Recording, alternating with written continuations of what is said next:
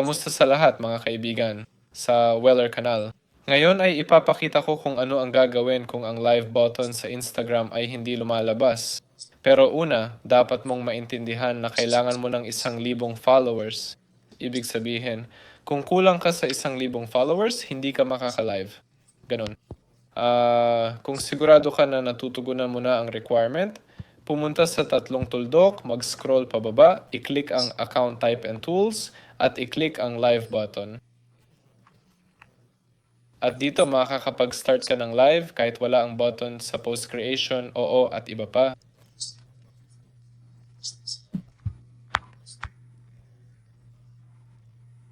Nakikita mo ba ang live? Ganon. Kung nandyan pa rin, subukan mong i-reinstall ang Instagram o i-update ito. Para mag-update, pumunta lang sa App Store. Hanapin ito dito. O sa Play Market at i-click ang update button. Yun lang. Kasama ninyo si Weller. Paalam sa lahat.